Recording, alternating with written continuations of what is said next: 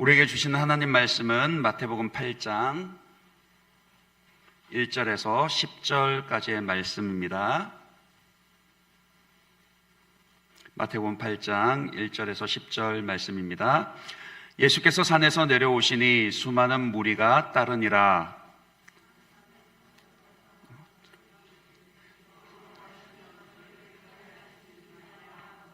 예수께서 손을 내밀어 그에게 대시며 이르시되 내가 원하노니 깨끗함을 받으라 하시니 즉시 그의 나병이 깨끗하여 진지라.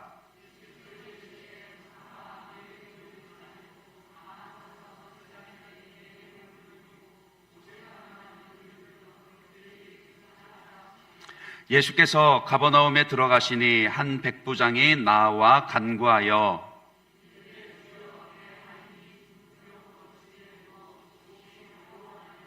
이르시되 내가 가서 고쳐주리라.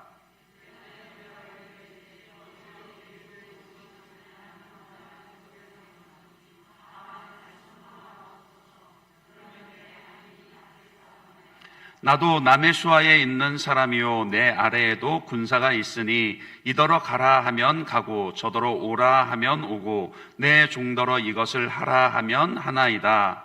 예수께서 들으시고 놀랍게 여겨 따르는 자들에게 이르시되 내가 진실로 너희에게 이르노니 이스라엘 중 아무에게서도 이만한 믿음을 보지 못하였느니라. 아멘. 작년 노회 선교 대회 때 그때 한번 배웠죠. 우리 우즈베키스탄에서 26년, 27년째인가요 이제?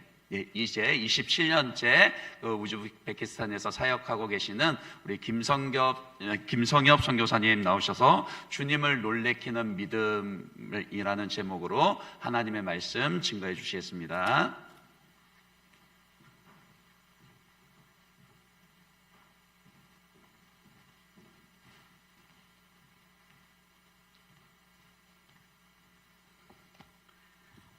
할렐루야, 반갑습니다. 예, 작년 딱 1년 만에 제가 다시 방문한 것 같습니다. 그런데 또 이렇게 제가 와서 사역 보고 할 줄은 저도 예상을 못했고, 그리고 말씀으로 여러분들과 또 교제 나눌 줄은 저도 예상을 못했습니다. 하나님의 인도하심이고 주의 은혜인 줄을 믿습니다. 늘 항상 이 타임이 조금 애매한데 선교사들은 늘 자기 사역을 먼저 보고를 합니다. 그렇기 때문에 먼저 저희 사역을 담은 영상을 보시고 그 다음에 제 깊이 이제 사역에 대한 이야기, 말씀에 대한 것도 한번 나눠보겠습니다. 예, 사역 영상 틀어주시기 바랍니다. 첫 번째 슬라이드요. 중앙아시아 우즈베키스탄은 1991년 소비에트 연방에서 독립한 나라 중에 하나이다. 수도인 타슈켄트에서 차로 1시간 반 정도의 거리에 스르다리아 주가 있는데 이곳에 하나님의 나라가 임하길 소망하며 팀으로 섬기고 있는 선교사들이 있다.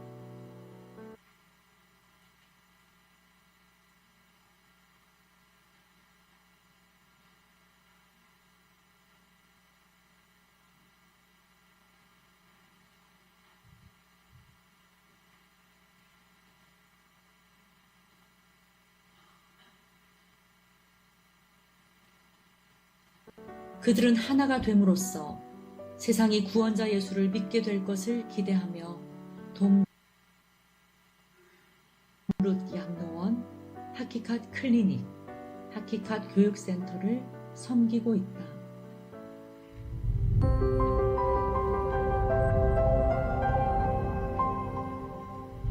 예, 제가 기도가 작았나 봅니다. 예, 사역 영상은 다음에 은혜가 되면 또 보여드리는 걸로 하고, 예, 사역 영상이 좀 준비되면 맨 마지막이라도 이제 보여드리도록 하겠습니다. 예, 저는 우즈베키스탄에서 아까 목사님이 말씀하신 대로 27년째 사역하고 있습니다. 저의 주 사역은 양로원입니다. 여러분 선교사가 양로원 한다는 얘기 들어보셨나요? 네, 들어보셨나요? 굉장히 생소할 터인데 저희 KPM 고신 KPM에 이제 선교를 연구하는 국장님이 있어요. 국장님이 뭐라고 얘기하냐면은 KPM 모든 선교지를 다 보고 있잖아요. 국장님은. 연구하는 거죠. 선교에 대해서 각 나라, 각 지역의 선교사들이 어떻게 사역하는지. 근데 양로원을 하는 선교사는 한 명도 못 봤답니다. 원장으로 섬기고 있습니다. 예, 그 양로원이 좀 더 이제 발전해서 클리닉, 의료 사역이 시작됐고, 그것이 또 발전해서 이제 교육 사역까지, 그리고 또 당연히 교회 개척은 또 이루어졌고요. 그것이 아까 이제 제가 준비했던 영상 안에 긴 영상, 사역적으로는 좀 사역의 폭이 넓기 때문에 한 10분짜리 영상을 제가 준비했었는데 준비가 안 된 것 같습니다. 방영이 안 되는 것 같습니다. 음성이 안 나와서. 사역적인 이야기는 양로원을 주로 여러분들에게 말씀드리고 싶습니다. 오늘 말씀을 배경으로 양로원을 어떻게 시작되게 했는지 그거부터 말씀드리겠습니다. 양로원은 제가 1999년에 들어가서 2000년에 개원을 했습니다. 1999년에 제가 들어갈 때 그때 제 나이가 31살이었습니다. 그러면 지금 여러분 계산이 나올 겁니다. 제 나이가 얼마인지. 제가 이제 나이를 이제 공개했는데 그때 31살짜리가 이제 양로원을 이제 시작하게 된 거죠. 그러다 보니까 제가 직접 한 게 아닙니다. 저희의 이제 부모님, 그러니까 장모님, 장인어른이 주가 돼서 시작했습니다. 좀 더 길게 역사를 이야기하면은 제 아내 박한나 선교사가 92년도에 우즈베키스탄에 들어갔어요. 그때는 이제 싱글 선교사로서 선임 선교사님과 함께 같이 92년도 우즈베키스탄이 소련에서 독립하자마자, 그냥 소련이 무너지자마자 튀어들어간 거예요. 들어가서 독신, 싱글 선교사 여자 3명이 섬겼죠. 그 중에 막내가 제 아내였습니다. 그러니까 92년도부터 그 지역에 사역했던 거죠. 그런데 그 선임 선교사님 이름이 룻 선교사님이에요. 우리 성경에 나오는 그 룻. 그분의 이름을 따서 저희 양로원도 룻의 집 양로원이에요. 왜 그랬냐면은 그 선임 선교사님이 91년에 들어가서 98년에 갑자기 폐암으로 소천하십니다. 이제 폐암 말기가 돼서 한국에 나오셨는데 35kg가 돼서 나오셨어요. 이제 그러고 이제 한 달 만에 소천하셨어요. 거의 우즈벡에서 목숨을 다 바치신 거죠. 그분이 갑자기 소천하시기 때문에 그래서 그 후임으로 아내가 이제 또 들어가게 됩니다. 그게 99년입니다. 이제 아시겠죠? 99년에 제가 왜 우즈벡에 들어갔는지. 아내가 다시 부르심을 받고 우즈벡에 99년에 들어가는데 저랑 결혼해서 다시 우즈벡에 들어간 겁니다. 우즈벡에 들어갈 때 장모님도 같이 들어갔거든요. 같이 들어가서 이제 우즈벡에 들어가서 시청을 방문했어요, 장모님이. 왜냐하면 룻 선교사님이 그 지역에 우즈베키스탄 스르다리아라는 지역에 참 많은 일을 하셨어요. 정말 많은 일을 도와주셨어요. 그러니까 이 시장이 감사 인사를 하고 싶다 하는데 그 어머니를 저희 장모님이 만나서 그 감사 인사를 받는 거예요. 왜냐하면은 그 룻 선교사님과 저희 장모님이 칼빈 신학교 동창이시고 친구세요. 그러니까 친구의 딸을 데리고 선교로 떠났던 거예요. 저희 장모님이 시청에 들어가서 이제 시장과 대화를 나누는데 시장이 너무 감사하다. 룻이 살았을 때 우리 스르다리아를 위해서 너무 많은 일을 했어. 너무 감사한데 갑자기 갔네. 천국에 갔네. 그런데 한 가지 질문이 있어 라고 시장이 저희 어머니한테 질문을 했어요. 어떤 질문이냐면은 룻이 살아서 한 약속이 있다. 뭐냐면 양로원을 하겠다고 약속을 했다. 우리 지역에, 우리나라에 노인들을 위한 양로원을 하겠다고 약속을 했는데 룻이 지금 죽어서 없는데 그 약속은 유효한 거냐라고 저희 장모님한테 갑자기 뜬금없이 질문이 온 거예요. 여러분, 저희 장모님은 시골교회 전도사입니다. 천막교회 시작하셔서 시골교회 그 질문을 받을 당시에 성도가 한 7명, 10명도 채 안 되는 교회에서 섬기는 시골교회 전도사님한테 시장이 갑자기 룻이 말했던 그 약속 지켜질 수 있는 거냐라고 저희 어머니한테 질문을 한 거예요. 저희 어머니 당황했겠죠. 당황했고 양로원 한다는 게 말이 안 되잖아요. 쉬운 것도 아니고. 장모님이 그럼 기도해 보겠습니다. 우리 기독교인이 가장 잘할 수 있는 대답을 하고 나왔어요. 나오고 나서 장모님이 일주일 동안 금식 기도를 하셨어요. 얼마나 본인이 부담스러웠으면, 그 질문이 부담스러웠으면 일주일 동안 금식 기도하고 그 다음에 시장을 다시 만나러 들어갔습니다. 만나러 들어가서 장모님이 이렇게 대답했어요. 나는 못합니다. 나는 힘이 없는 여자예요. 그런데 루시 믿는 하나님, 그리고 내가 믿는 하나님은 할 수 있다고 대답을 했어요. 그렇게 대답하고 장모님이 나와서 그 대답한 거를 저희한테 이야기를 합니다. 자, 여러분, 31살짜리 굉장히 젊고 죄송합니다. 내 자신을 명석하다. 이치에 빨라요. 실리에 빨라요. 양로원 하려면은 한 명 삼시세끼 먹여야 되고, 치료해줘야 되고, 입혀줘야 되고, 죽을 때까지 돌봐줘야 되고, 그 한 명이 될지 20명이 될지 30명이 될지 모르는 일이에요. 그럼 한 달에 얼마가 들어가는지 벌써 계산이 탁 나오죠. 그러면 이 일을 우리 장모님이 감당할 수 있을까? 못할까? 그것도 이미 답이 나온 거예요. 도저히 불가능해요. 저희 장모님은 시골교회 전도사로서 평생 돈을 만져보신 만져보신 적이 없어요.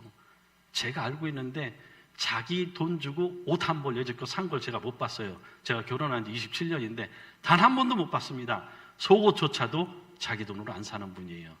그렇게 가난하게 지금도 컨테이너에서 살고 계세요. 컨테이너에서 살고 계신 분이 어떻게 양로원을 하고 있습니까? 말도 안 되는 대답을 하고 나오는 거예요. 31살짜리가 그 말을 듣고 제가 마음속에서 화가 났어요. 아니, 사람이 대답했으면 그거를 감당할 만한 대답을 해야지.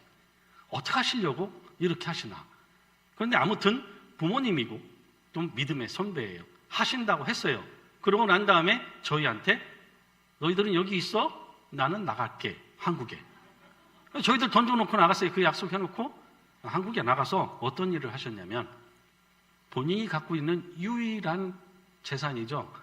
전세, 아파트 전세 있어요. 아파트 전세를 빼서 그 전세금을 우즈벡으로 보냈어요. 그리고 본인은 아까 말했던 그 컨테이너 하우스로 들어가시고 컨테이너 집으로 자기 옥합을 먼저 깨시고 그 다음에 미국에 있는 저희 장인어른도 목회자십니다. 침례 쪽 목회자인데 그 장인어른이 또 거기도 또 장모님보다 더 하면 더 했지 못하지 않는 그런 가난한 목사님입니다. 그 목사님이 평생 본인이 목회하시면서 정말 어렵고 힘들지만 그래도 우즈벡으로 또 본인의 옥합을 깨서 보내시고 여러분 그래서 양로원 시작할 수 있었어요. 제가 오늘 본문을 왜 택했는지 아십니까? 오늘 본문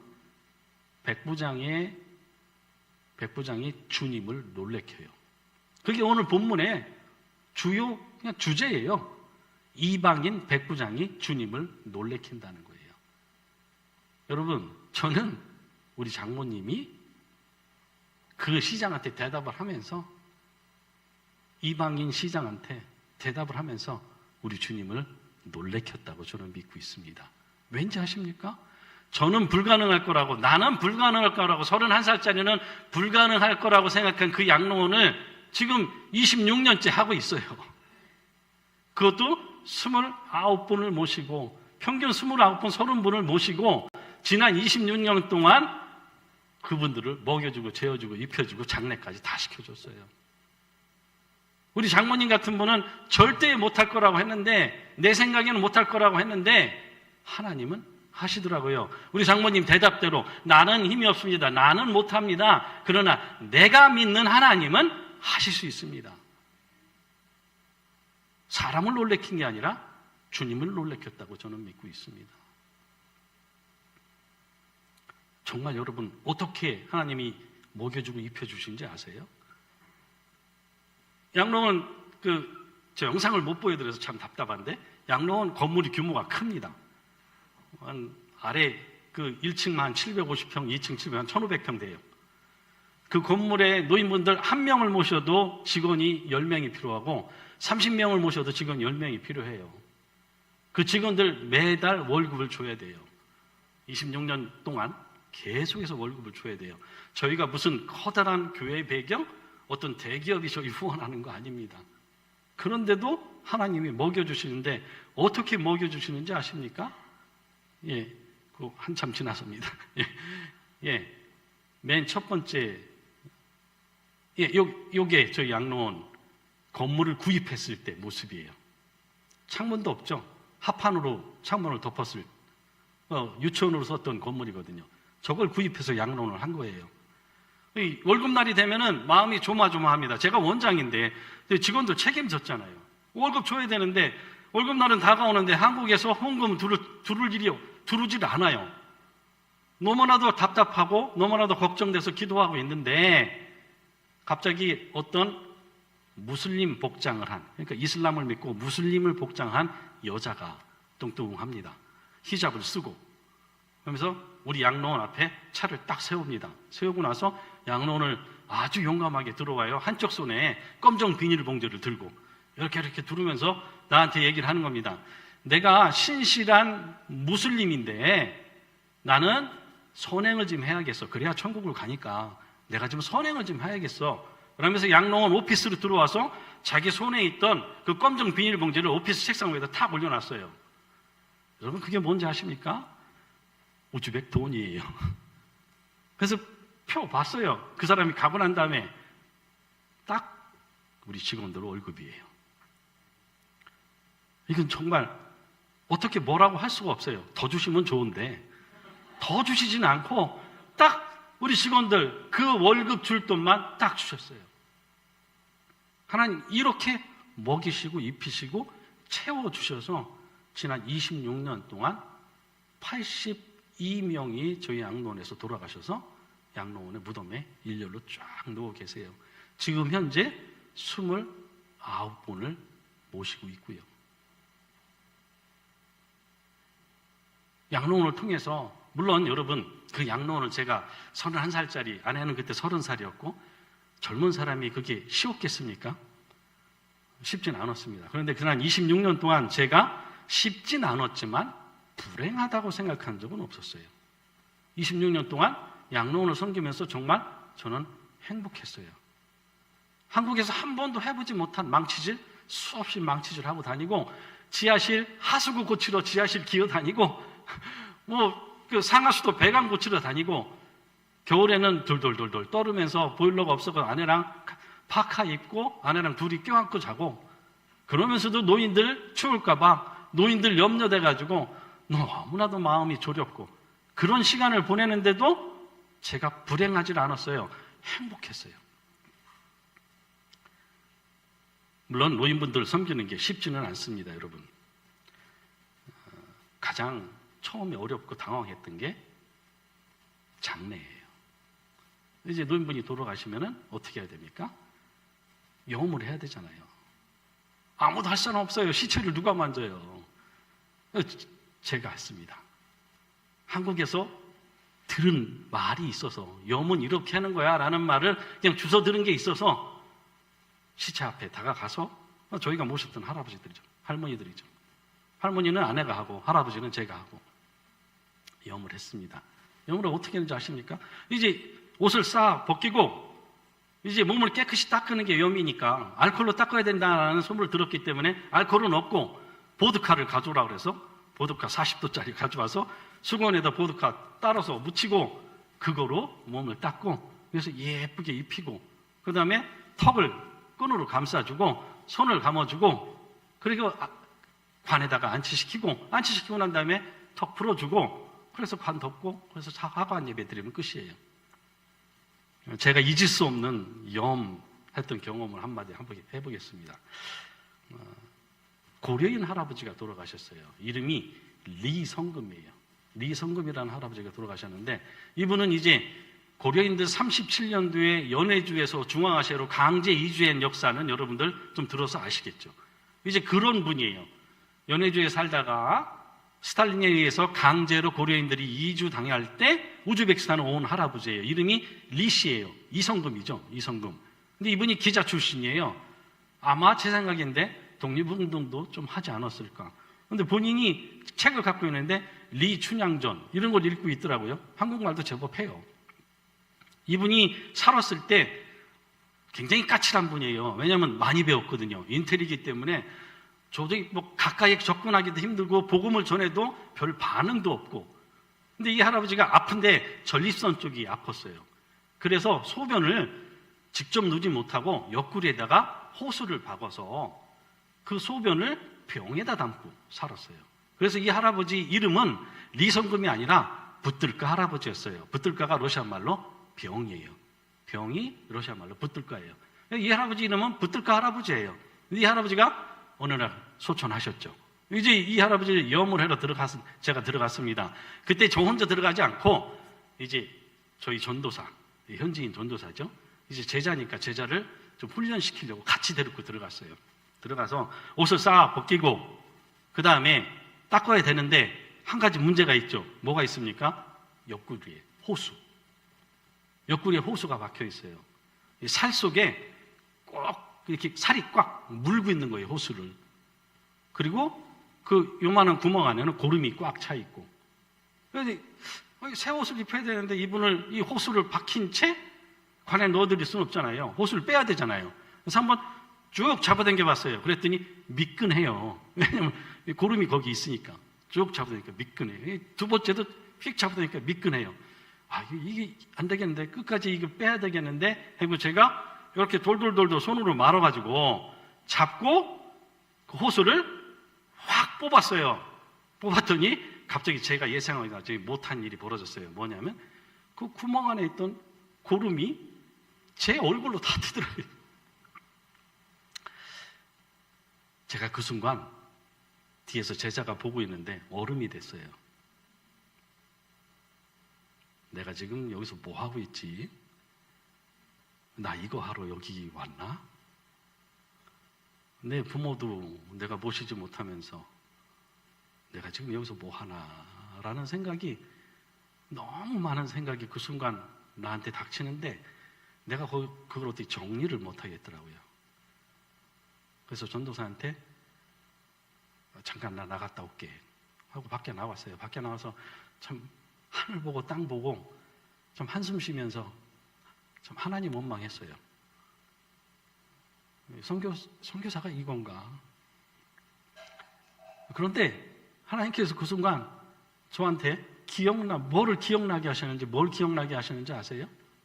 그 할아버지가 살았을 때 저희 부부를 앞에 두고 그 인텔리라 똑똑한 할아버지가, 복음도 잘 영접도 안 해, 예수님 영접도 잘 안 했던 할아버지가 저희 부부를 앞에 두고 뭐라고 했는지 아십니까?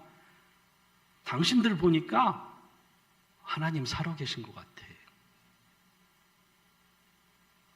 여러분, 하나님 원망하고 있을 때 그 할아버지가 살아서 우리한테 했던 이야기를 딱 기억나게 하시는데 그 순간 얼마나 감사했는지 몰라요. 아, 내가 이거 하러 여기 왔구나. 그래서 다시 용기를 내서 방으로 들어가서 마지막 정리 다 하고 깨끗하게 옷 입혀드리고, 그리고 하간 예배까지 드려드렸어요. 여러분, 양롱원은 이 김성엽이라는 선교사, 박한나라는 선교사를 훈련시키시는 곳이었어요. 선교사로 훈련시키는 곳. 삶의 조건이 전부가 아니라 삶의 행복이 어디 있는지, 하나님을 어떻게 교제하고 어떻게 만나야 되는지, 선교사라면 어떻게 살아야 되는지를 매일매일 훈련시키는 곳이었어요. 아까 그 31살짜리라 그랬잖아요. 믿음이 없어서 머리로 계산만 하던 그 선교사였었어요. 그가 조금씩 자라나기 시작합니다. 하나님이 보여주시니까, 내가 한다라고 보여주시니까, 하나님이 이끌어 가시니까 그 철부지라고 해서 죄송합니다. 여기 31살짜리 청년들이 있는데 미안합니다. 아직 이르지 못한, 믿음에 충만한 데까지 이르지 못한 그 선교사를 이끌어 가시더라고요. 그래서 제가 그렇게 믿음이 자라니까 그 다음에 무슨 일을 하기 시작하는지 아십니까? 클리닉을 하기 시작합니다. 여러분, 그 사진 좀 보여줄까요? 아까 그 사진 다음에. 예, 요게 처음 클리닉 저희 개원하고 얼마 안 돼서 저희 클리닉 직원들이 아주 작죠, 아담하죠. 의사 1명에 간호사 2명 클리닉 의료사역을 시작합니다. 이 의료사역을 양로원 시작하고 한 3년 만에, 2년인가 3년 만에 의료사역을 시작해야 된다는 마음을 주셨어요. 하나님께서 마음을 주셨어요. 그래서 병원을 시작하려면, 의료사역을 시작하려면 어떻게 해야 되지? 이 수소문 했더니 변호사한테 찾아갔죠. 우리가 법적으로 클리닉을 하고 싶은데 어떻게 해야 되냐? 그랬더니 그 변호사가 하는 말이 법인을 만들어라. 개인은 못한다. 법인을 만들어야 클리닉을 할 수 있다라고 이야기하더라고요. 그러면 법인 만들기 위해서 뭐가 필요해? 그랬더니 정관이 먼저 첫째는 있어야 된대요. 그럼 그 변호사한테 곧바로 그 자리에서 정관 하나 만들어라. 변호사가 정관을 만들어주더라고요. 그 변호사가 만들어준 그 정관을 손에 쥐고 제가 우리 스리다리아 주의 법무부를 찾아갔어요. 법무부 국장을. 여러분, 법무부 국장 무서운 사람입니다. KGB가 다 그 사람을 통해서 일을 해요. KGB는 뒤에서 다 작전만 짜고 실제 일하는 건 다 법무부에서 일을 해요. 법적인 것을 더 씌워서 일을 합니다. 무서운 사람이에요. 그 사람한테 찾아가서 법인을 좀 해야겠다. 의료사역 클리닉을 해야 되는데 법인이 필요하다라고 정관을 딱 내밀었어요. 그랬더니 이 사람이 정관을 저한테 휙 집어 던지더라고요. 다시. 아무나 하는 거 아니야. 당신한테 이런 법인 허가 안 해. 하고 저를 보냈어요. 내쫓아 버렸어요. 제가 포기를 안 했습니다. 포기 안 하고 연줄을 대서 친구들이 있으니까, 이제 가서 사귄 친구들이 있으니까 현지인 친구들한테 연줄을 대서 주지사를 만나게 해달라고. 여러분, 그래서 주지사를 만났어요. 주지사를 만났더니 그 주지사한테 찾아가서 우리 좀 도와달라. 우리 클리닉 해야 되겠는데 법인이 필요하다. 그랬더니 주지사가 처음 보는 사람이거든요. 뭐라고 하는지 아십니까? 내가 당신들 잘 알아. 처음 보는 사람인데 당신들이 우리나라 노인분들을 잘 돌봐주고 있다는 소식을 내가 듣고 있어. 너무 감사해. 첫마디가 그 사람 그 말이었었어요. 양로원 잘해서 고맙다는 거예요. 그러면서 내가 도와줄게. 그 자리에서 아까 저를 문전박대했던 그 국장한테 주지사가 직접 전화를 합니다. 전화해서 허락해줘, 허가해줘, 법인. 그 국장 꼼짝 못해요. 그래서 제가 다시 주지사실에서 나와서 똑같은 정관, 아까 나한테 던졌던 그 정관을 똑같이 들고 들어가서 국장한테 딱 내밀었어요. 허가해달라고. 그랬더니 그 사람이 한마디 말 없이 예스, 사인을 했어요. 양로원을 잘 섬겼더니 큰일 하지 않았습니다. 물론 그게 저는 가장 큰 일이었어요. 노인분들 사랑하고 내 이웃을 사랑하고 돌봤더니 주지사까지 그 얘기를 듣고 법인을 허가해 주는 거예요. 외국인한테 법인을. 제가 알기로 아직까지 외국인이 로컬 NGO 법인 허가받은 거는 하나, 저희 아니면 또 하나 있을 정도예요. 한 7년 전인가 알아봤는데 우즈벡에 딱 하나밖에 없었어요. 그 법인의 대표 이름이 제 아내 이름이었거든요. 정부 그 전산실에 딱 제 아내 이름 딱 하나 나오더라고요. 전국에서 딱 하나. 외국인이 현지 NGO 대표를 하고 있는. 그렇게 해서 법인 허가를 받았어요. 자, 그러면은 법인 허가 받았으니까 뭘 해야 됩니까? 이제 클리닉 해야 되잖아요. 근데 저는 의사 아니에요. 하나님이 의료사역을 해야 된다. 병자들을 치료해야 된다. 병자들이 아파하는 그 마음을 저한테 느끼게 해주셨기 때문에 제가 하나님께서 주신 그 소원대로 저는 앞으로 나갔을 뿐이에요. 그런데 저는 의사 아니잖아요. 어떻게 클리닉을 합니까? 그래서 제가 하나님이 법인까지 허락해 주셨는데 클리닉을 어떻게 할 수 있을까? 어떻게 인도하실까? 걱정하고 있었거든요. 그래서 아까 그 주지사를 만나게 해준 그 친구 생일 잔치가 있었어요. 그래서 그 친구의 집을 갔죠. 생일 잔치 자리에. 생일 잔치 하면 보통 남자들만 모입니다. 자기 친구들만 쭉 모여가지고 다 같이 식사를 해요. 제가 식사하는 자리에서 한숨을 푹푹 쉬면서 염려가 있다는 듯 걱정하는 듯 제가 그런 표정을 했어요. 그랬더니 이 친구가 왜 그래? 뭐가 문제인데? 그래서 아니 법인 허가는 받았는데 클리닉을 어떻게 해야 될지 모르겠다. 내가 어떻게 했으면 좋겠냐? 그랬더니 내 얘기를 내가 그렇게 얘기하는 거를 내 친구의 형이 옆에서 듣고 있었어요. 근데 그 형이 말하는 거예요. 내가 도와줄 수 있다고. 어떻게 도와줄 수 있는데? 그랬더니 그 형이 하는 말이 이렇게 말합니다. 잘 들으세요. 내 친구의 형이 말하는 거예요. 내 친구의 형이. 내 친구가 타시켄트에 사는데, 수도에 사는데 그 친구 옆집이 보사부 장관이야. 여러분 잘 이게 촌수를 따져야 돼요. 내 친구의 형의 친구가 보사부 장관 옆집에 사는 거예요. 도와줄 수 있대요. 제가 이제 믿겠습니까? 반신반의하는 마음으로 그럼 한번 연주를 한번 놔봐. 그랬더니 한 일주일 기다리니까 진짜 연락이 왔어요. 장관이 만나자고. 보사부 장관을 만나자고. 근데 참 나쁘끄러워요. 제가 보사부 장관을 만나면 적어도 우리가 이런 준비를 하고 있는 사람이야. 클리닉을 하려면 이런 준비가 돼 있어라고 장관한테 뭘 내밀어야 되잖아요. 내밀을 게 없어요. 아무것도. 아무튼 보사부를 갔습니다. 뭐요? 아까 말한 정관을 들고, 그리고 하나 뭘 들고 갔냐면 저희 장인어른이 목사님인데 한국에서 침을 놓으셨어요. 그래서 한 30년 전에 만든 침구사 자격증이 있어요.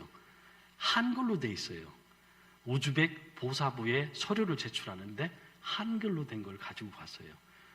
여러분 이상하지 않으십니까? 정말 무시하는 거예요. 그 사람들 번역이라도 되고 가져가야 될 거 아닙니까? 클리닉을 하겠다고 하면서 침구사 자격증 되는 자격증 하나, 한글로 된 거 하나, 그 다음에 법인 허가증 딱 하나, 그 두 가지 들고 들어갔어요. 근데 보사부에 딱 들어가는데 갑자기 벤츠, 아주 좋은 차가 하나가 쑥 나가요. 봤더니 분명히 저건 장관차예요. 눈에 딱 봐도 알거든요.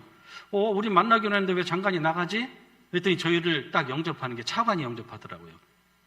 지금 대통령이 급하게 장관을 부르셔서 장관이 나갔어.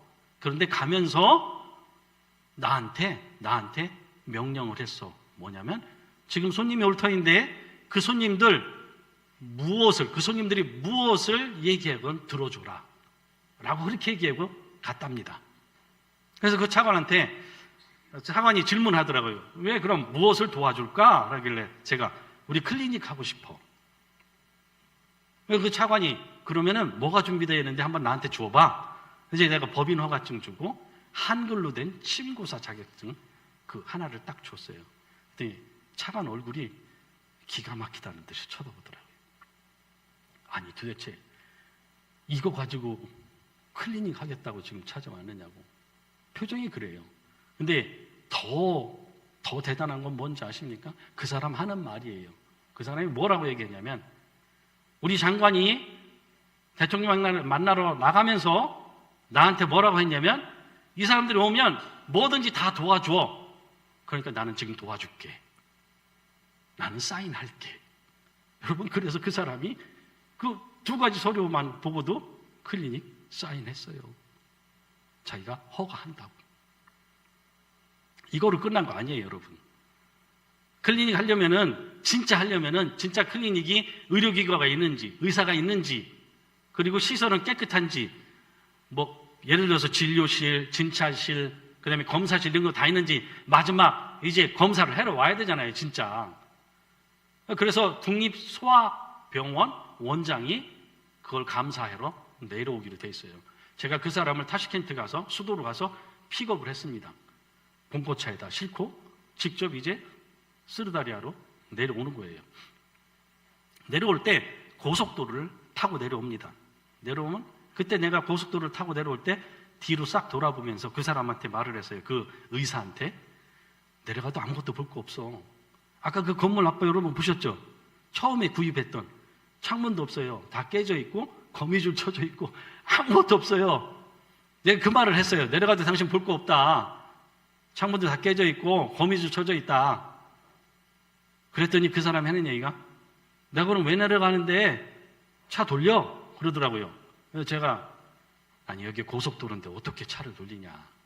한번 내려가자. 그래서 그 사람 싣고 내려갔어요.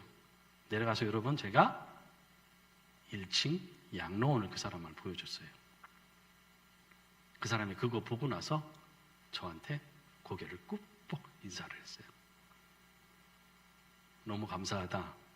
우리나라 노인분들 돌봐줘서. 당신 이 양로원 하는 거 보니까 클리닉 할 수 있어. 의료기기 아무것도 없고 의사도 없고 수리도 아무것도 안 돼 있는데 마지막 최종 결정권자가 그 사람이 사인을 했어요. 클리닉 하라고. 입원하지 못하는 외래죠. 외래 클리닉, 종합 클리닉이에요. 다 볼 수 있는. 그거를 사인을 해준 거예요. 내가 그 사람한테 해준 거는 딱 하나밖에 없어요. 우리 스르다리아 지역에서 유명한 잉어 있습니다. 잉어 튀김 한 마리 튀겨서 그 사람 보드카 한 병 점심 먹으라고 내가 대접한 거 그거 딱 하나밖에 없습니다. 그런데 하나님은 그렇게 일을 하시더라고요. 제가 거기까지 그렇게 담대하게 나아갈 수 있었던 거는 하나님께 저한테 주신 소원이 있기 때문에 그래요. 하나님께 저한테 주신 기도가 있기 때문에 그래요. 의료사역을 해야 됩니다. 하나님, 의료사역 할 수 있도록 허락해 주세요. 병자들의 마음을 제가 느끼게 하시더라고요. 하나님이 밤에 잠을 잘 때 내가 젊은 사람이었는데 그런데도 불구하고 이 시간, 이 밤에, 이 늦은 시간에 아픈 사람은 내일 아침이 빨리 오기를 너무 바라겠지. 얼마나 힘들게 이 밤을 보낼까? 하나님 그 마음을 저한테 주시는 거예요. 새벽마다 일어나서 기도하게 하시는데 제가 어떻게 그걸 거절합니까? 하나님께서 나한테 기도를 하게 하시는데 제가 아니라고 부정할 수 없잖아요. 하나님께서 주신 마음대로 그 소원대로 거기서 순종하고 불가능할 것 같지만 나는 못하지만 나한테 소원을 주신 이 하나님, 나한테 기도하게 하시는, 나를 기도하게 하시는 이 하나님이 하실 거라는 그 믿음으로 나아갔던 거예요. 그랬더니 진짜 하나님이 행하시더라고요. 여러분 그 사진 좀 볼까요? 그 다음 사진입니다. 이게 저희 아까 처음 조금 했던 클리닉이 그 다음 사진이요. 이렇게 바뀌었습니다. 처음 시작은 아주 작게 했지만 2018년도에 크게 이전해서 이렇게 지금 모양이 돼 있습니다. 여러분 오늘 본문을 한번 볼게요. 오늘 본문은 제가 목사님한테 8장 1절에서 10절 이렇게 말씀드렸습니다. 그런데 오늘 본문은 원래는 7장 28절부터 봐야 돼요. 7장 28절부터 8장 10절을 하나로 묶어서 봐야 됩니다. 왜 그런지 아십니까? 왜 그러냐면 8장 10절에 이방인 백부장이 주를 놀래킨다라는 말이 있습니다. 그런데 7장 28절에는 뭐가 나오는지 아십니까? 산상설교를 들은 예수님께서 5장에서부터 7장까지 산에서 무리들을 가르치셨어요. 산상설교라고 얘기하죠. 그렇게 가르쳤더니 무리가 그 말씀을 듣고 놀라더라 라는 반응이 나옵니다. 그러니까 놀란다는 이 말이 7장 28절에서 나오고 그 다음에 8장 10절에서 나와요. 이렇게 두 개를 감싸 안고 있는 그런 본문이에요. 무리는 그 하나님 예수님의 말씀을 듣고 놀랍니다. 왜 놀랍니까? 그 말씀이 자기들을 여지껏 가르쳤던 서기관이나 율법사들과는 전혀 틀린 권능을 갖고 있더라. 정말 틀린 말씀이더라. 살아있는 말씀이다 하면서 그 말씀에 놀랍니다. 그러면서 8장으로 넘어와요. 8장 넘어와서 이제는 예수님이 산에서 내려오십니다. 산에서 내려와서 또 무리들을 만납니다. 산에서 예수님의 말씀을 듣고 놀랬던 무리도 그 무리 안에 속해 있을 겁니다. 그런데 거기서 첫 번째 예수님이 하신 일이 뭐냐면 문둥병자를 치유하세요. 가르치시고 산에서 내려오셔서 첫 번째 그 말씀대로 행하신 것이 문둥병자를 치료하는 일이에요. 문둥병자가 뭡니까 여러분? 죄인 중에 죄인이에요. 하나님께는 원수된 자예요. 죄인 중에 죄인, 원수를 주님이 만나신 거예요. 만나시면서 그에게 손을 내미십니다. 우리 본문에 그렇게 했어요. 그 문둥병자에게 손을 내미셨다. 그게 바로 베드로가 바다에 빠지면서 주님 나를 살려주세요 할 때 예수님이 내밀었다 하는 단어와 똑같은 단어예요. 똑같이 구원을 상징하는 손을 내밀었다라는 단어로 이야기합니다. 그거로 끝나지 않습니다. 예수님께서 죄인 중에 죄인 원수에게 예수님이 손을 대십니다. 문둥병자에게. 그 손을 댔다라는 그 단어도 원어에는 그냥 됐다. 손을 이제 접촉했다는 뜻이 아니에요. 이해했다라는 단어를 쓰고 있어요. 죄인 중에 죄인이고 원수인 그를 주님께서 하나님의 아들이 손을 내밀고 손을 대시면서 내가 너를 이해하고 있다라고 말씀하시는 거예요. 마치 산에서 내 원수를 사랑하라 그렇게 말했을 때 모두가 놀랐을 거예요. 어떻게 원수를 사랑합니까? 원수를 사랑하는 게 가능합니까? 불가능한 말씀만 산에서 계속 하셨던 거예요. 무리가 듣고 놀랬던 거는 그 말씀에 권위가 있어서도 놀랬지만 도저히 불가능할 것 같아서 놀랬던 거예요. 원수를 어떻게 사랑합니까? 근데 예수님은 그 말씀대로 산에서 내려오자마자 죄인 중에 죄인, 원수인 그 죄인에게 손을 대시면서 내가 너를 이해한다 라고 말씀하세요. 또 놀래키는 거예요. 그러면서 마지막에 오늘 본문의 마지막 크라이막스죠. 이방인 백부장이 믿음의 고백을 합니다. 말씀만 하십시오. 그러면 내 하인이 낫겠나이다. 주님이 그 말을 듣고 놀라십니다. 여러분 8장 10절을 한번 다 같이 읽어볼까요?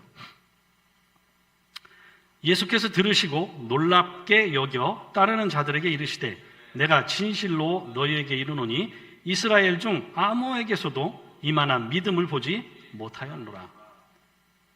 여러분 이 본문 읽으면서 이상한 점 못 느끼셨습니까?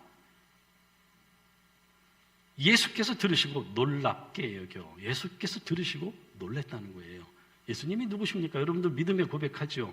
살아계신 하나님의 아들입니다. 전능하신 살아계신 하나님의 아들이 놀랬대요. 이게 말이 됩니까? 전능하신 하나님이 어떻게 놀랍니까? 놀라는 거는 예상하지 못한 일이 벌어졌을 때 놀라는 거예요. 근데 다 알고 계신 전능하신 하나님이 어떻게 놀랍니까? 이 본문 자체가 말이 안 되는 거예요. 우리의 고백과는 반대되는 말씀이에요. 근데 그 주님이 놀랐다는 거예요. 여러분 성경에 예수님이 놀란 거는 딱 2번 나와요. 마가복음 6장 6절에 나오고 오늘 본문에 나와요. 딱 2번. 마가복음 6장 6절에는 왜 놀라는지 아십니까? 자기 고향에 가서 천국 복음을 전했는데 믿지 않아요. 사람들이 믿지 않음에 놀라세요. 예수님이 2번 놀라는데 뭐와 관계돼서 놀라십니까? 믿음의 관계에 대해서만 놀라십니다. 한 번은 믿지 않으니까 놀라고 한 번은 믿음의 고백을 하니까 놀라고. 전능하신 하나님의 아들이 놀라시는데 믿음과 관계될 때 놀라십니다. 그래서 이 믿음이 얼마나 대단합니까? 얼마나 능력이 있는 겁니까? 우리 게 아니죠. 그 믿음 우리한테 주시는 거죠. 제가 이 말을 할 때마다 제 아내가 조심하라고 하는데 여러분 아까 장모님이 주를 놀랬다고 말씀드렸잖아요. 31살짜리 31살짜리 젊은이는 불가능하다고 생각을 했습니다. 그런데 그 31살짜리 젊은이가 이제는 클리닉을 죄송합니다. 사기꾼같이 클리닉 허가를 받아요.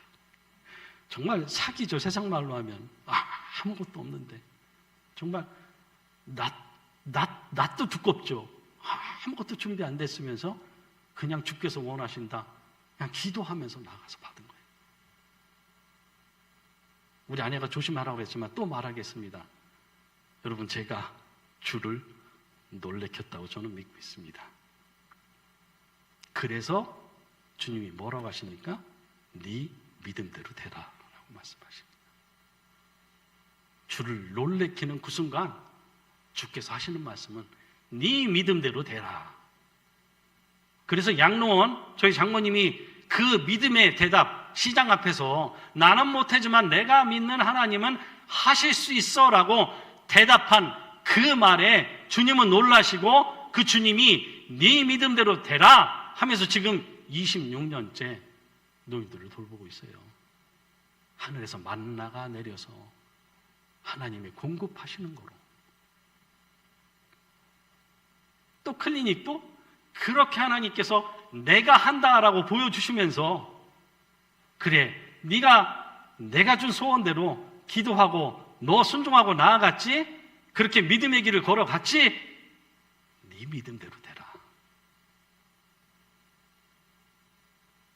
그렇게 클리닉을 저희들한테 허락해 주셨어요. 의료사역을 시작할 수 있도록.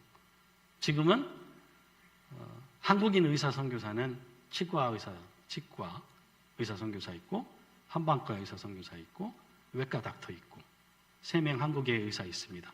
그리고 이번 달에 또 한방 의사가 또 합류할 거예요. 그리고 현지인 의사는 영상을 보면 좋은데, 영상에 이제 옥사나라는 의사 1명 있고, 또 가정과 의사 2명이 있습니다.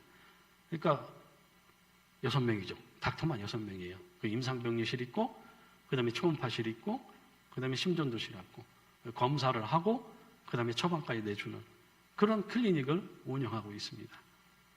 처음에는 물론 아까 봤던 그림대로 아주 자그마한 클리닉이 시작했지만, 하나님이 부흥케 하시고 발전케 하시고 그 기업들을 친히 이끌어 가셨어요.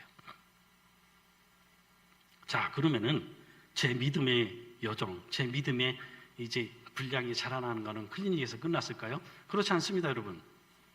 제가 이제 의료사역을 했으니까, 의료사역을 한 지 2년째 됐을 때, 의료사역은 아까 그 멋진 그림 건물 있잖아요. 그 클리닉은 2018년도에 개원을 했어요. 먼저는 양로원 2층에 조그맣게 했다가 2018년도에 그 건물로 이전해서 클리닉을 옮겼습니다. 그때는 어떻게 했냐면 제가 팀 사역을 했어요. 저희 부부 혼자 하지 않고 4명의 선교사가 모여서 팀 사역으로 했습니다. 한 명은 이제 선교대학 교수 타슈켄트, 또 한 명은 교통대학 교수, 선교사님들이에요. 그리고 아까 한 명은 외과 닥터, 그리고 저희 가정, 이게 4가정이 이제 팀 사역으로 함께 2018년도에 아까 그 건물에서 클리닉을 개원했습니다. 그리고 2년이 지난 다음에 2020년에 제가 팀 사역자들한테 한 가지를 또 던졌어요. 우리 여기서 끝나면 안 될 것 같습니다. 하나님께서 저를 또 기도시키십니다. 우리 교육사역을 좀 해야겠습니다. 그랬더니 우리 팀 사역자들이, 아니 클리닉 개원한 지 이제 2년밖에 안 됐는데 에너지를 다 여기다 쏟아야지 무슨 또 교육사역을 또 합니까? 라고 다 반대했어요. 3가정이. 그래서 제가 팀 사역자들한테 말했어요. 알고 있습니다. 그러나 예수님께서 행하신 일들, 마태복음 4장이죠. 가르치시고 치료하시고 전도하시고, 선교사라면 적어도 이 사역 다 감당해야 되지 않겠습니까? 이 땅에 복음이 들은 지, 우즈벡 땅에 복음이 들어온 지 이제 35년이 지났는데 아직도 예수님이 주인 되신 교육기관 없지 않습니까? 거창하고 뭐 큰 학교를 하자는 게 아니고, 불과 학생 10명이라도 예수님이 주인 되신, 그래서 성령께서 함께 하시는 교사들이 있는 그런 학교, 그래서 우즈벡 아이들을 가르칠 수 있는 그 학교 우리 시작해 봅시다. 예수님께서는 저한테 기도시키시고 저 안에 소원을 주십니다. 시작했으면 좋겠습니다. 팀 사역들이 다 반대했어요. 그래도 감사한 거는 기도는 같이 합시다 라고 팀 사역자들이 동의를 해줬어요. 여러분, 그때가 코로나였었어요.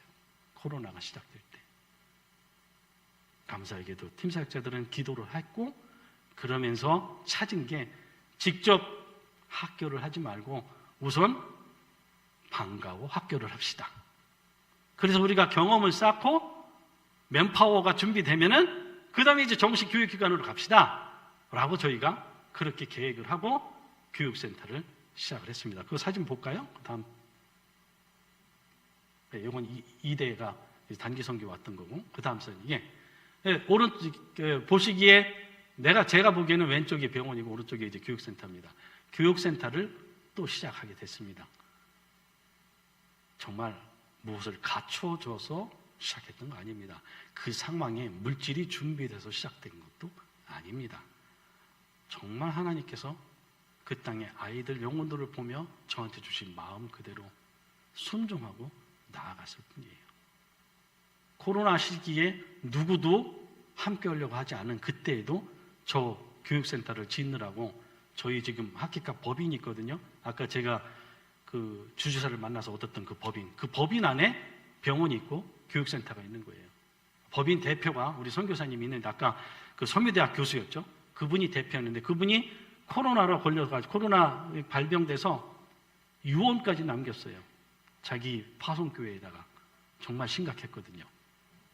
산소 포화도가 너무 떨어지고 정말 그분 소천하신 줄 알았어요. 근데 바로 그 전까지 정말 병원에 입원하기 전까지 저희 교육센터 건물 줬어요, 그분이. 여러분, 상황이 돼서 무엇이 준비돼서 나아가는 거 아닙니다. 하나님이 주신 소원과 기도로 나아가는 거예요. 그런 결정들을 하는 겁니다. 순간순간. 그래서 오늘 본문이 그걸 말해주고 있어요. 제가 이 본문 설교를 작년에 했거든요. 작년에 양로원 25주년 때 이 본문을 갖고 설교를 했어요.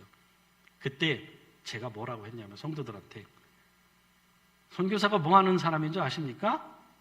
선교사는 주님을 놀래키는 사람이 선교사입니다. 어떤 상황 닥쳤을 때마다 무엇을 결정할지 무엇을 선택할지 주님을 놀래킬 만한 결정, 선택 그걸 하는 사람이 선교사입니다 라고 설교를 했어요. 거기서 끝나지 않았죠. 그럼 성도는 어떤 사람입니까? 성도는 매일 하나님 말씀에 놀라는 사람들이에요. 매일 예수 그리스도께서 말씀하신 것에 매일 놀라는 사람이고 그리고 그리스도께서 그에게 손 내미시고 그를 만져주시고 이해한다고 말씀하시니까 그래서 또 놀라는 사람이 성도예요, 여러분. 그러나 거기서 끝나는 게 아니죠. 매일 말씀에 놀라기만 하는 것이 아니고 은혜에 감사해서 놀라기만 하는 것이 아니라 그 삶 가운데 정말 주께서 바라시는 게 무엇인지 주께서 내 안에 소원을 두고 행하시는 게 무엇인지 정직하게 대답하며 선택하며 결정하는 사람이 성도입니다. 그래서 주를 놀래키는 믿음을 가진 사람들이 성도라고 제가 그렇게 설교를 했습니다. 오늘은 동일합니다, 여러분. 저는 선교사가 무엇인지 여러분들에게 말했습니다. 성도도 동일합니다. 우리의 삶 만만치 않아요. 아까 예수의 길이라는 길 찬양했죠? 제가 좋아하는 찬양입니다. 왜 좋아하는지 아십니까? 첫 소절이 안개 속을 걷고 있대요. 그리고 그 예수의 길이 좁은 길이래요. 세상의 길이 험한 길이래요. 그런데 승리한대요. 주님 손잡고 승리하고 믿음으로 나와서 승리하는 거예요. 우리의 삶이 어떻게 만만합니까? 만만한 삶이 없어요. 각자 다 같이 힘듭니다. 정말 상황마다 어려운 결정, 아내, 자식에 대한 결정, 가족에 대한 결정, 직장에 대한 결정, 기업에 대한 결정, 순간순간이 낭떠러지예요. 그러나 이방인 백부장 같은 그런 믿음의 고백이 우리 안에 있기를 주님의 이름으로 축원합니다. 주를 놀래켜서 네 믿음대로 될지어라는 대답을 듣는 그런 복이 우리 모두에게 있기를 주님의 이름으로 축원합니다. 자, 제 기도 제목을 좀 나누고 이제 마무리하겠습니다. 다음 사진을 좀 보여줄까요? 네, 이게 교육센터 콘서트 한 사진인데 그 다음 사진이요? 예, 이게 저희 팀 사역자들입니다. 7가정입니다. 영어를 가르치는 네덜란드 선교사도 있고 그 다음에 한글을 가르치는 선생님 2분 있고 그 다음에 성악을 전공하신 이태리 유학까지 갔다 온 분이에요. 성악을 전공하신 선생님이 있고 외과 닥터 있고 치과 닥터 있고 한방 닥터 저기 다 있습니다. 7가정입니다. 그 7가정이 저희 양로원 2층에서 다 살고 있어요. 처음에 제가 클리닉을 양로원 2층에 개원했다 그랬잖아요. 그 클리닉이 2018년도에 큰 건물로 이전하면서 그때부터 양로원 2층을 다 수리해서 선교사님들 사택으로 만들었어요. 그래서 7가족이 거기서 모여 살고 있어요. 여러분 이거 기적이에요. 우즈벡이 무서운 나라거든요. 다 추방시켰습니다. 2005년도부터 시작돼서 타슈켄트에만 선교사가 300명 쪼고 있었는데 하나도 남기지 않고 다 추방시켰습니다. KPM 고신에서는 우즈벡에 선교사 못 보낸다, 안 보낸다 그랬어요. 제가 다시 들어갈 때, 목사 안수 받고 다시 들어갈 때, 그때 KPM 우리 고신 측에서 당신 우즈벡에 못 들어가, 우리는 거기서 선교사 안 보내, 들어가면 추방당하는데. 그래서 제가 그랬어요. 아닙니다. 저는 이미 그곳에 법인이 2개씩이나 있어요. 양로원 법인이 있고 클리닉 하고 있는 법인 2개까지 있는데 제가 왜 못 들어갑니까? 그런데 그 험악한 곳에 선교사가 7명이 한 집에 모여 살아요. 여러분 기적이에요. 물론 위험해요. 한 번에 고구마 줄기처럼 다 딸려서 내보낼 수도 있거든요. 그건 주께서 하는 일이고 그것도. 정말 선교사들이 모여서 저렇게 산다는 것만으로도 저는 기적이고 너무 감사해요. 그들이 어떤 대단한 일, 여러분 선교는 하나님이 한다 했잖아요. 그들이 어떤 대단한 일 한다고 제가 자랑하는 거 아닙니다. 선교사들이 모여서 살고 있다는 것만으로도 감사고 은혜예요. 그러니 이 사람들이 모여 살 때 얼마나 기도해야 되겠습니까? 서로 싸우지 말자고. 독특하고 아주 성격 강하고 믿음 좋기 때문에 더욱더 말을 잘하고 선교사들 특성이에요. 얼마나 부딪히고 싸울 일이 많습니까, 여러분? 근데 감사하게도 그런 싸움, 심각한 싸움 아직 없었습니다. 여러분 기도 제목입니다. 첫 번째, 앞으로 또 2명의 아까 말했잖아요. 한의사가 또 들어오고 인도에서 온 자매가 또 들어와요. 영어를 가르치러. 인도 사람이에요. 9가족이 돼요. 이 가정들이 노인분들 어깨 위에 2층에서 살고 있어요. 싸우지 않고 정말 성령이 하나 되게 하심을 힘써 지키며 정말 주를 놀래키는 사람들로 사역하게 해달라고 여러분 기도해 주시기 바랍니다. 기도해 주셔야 돼요. 안 그러면 사람의 일만 나타나요. 싸움만 일어나요. 자, 다음 기도 좀 보겠습니다. 저희 양로원을 위해서 기도 부탁드립니다. 주를 놀래키는 믿음이 있었지만 하나님이 행하셨지만 그것을 먹이시고 입히신 분은 하나님이지만 사람을 통해서 하셨고 교회를 통해서 하셨습니다. 이 일들을 저희 왼쪽에 있는 할머니는 치매가 걸리셨어요. 오른쪽에 있는 할아버지는 한쪽이 마비가 온 중풍 걸리신 분이에요.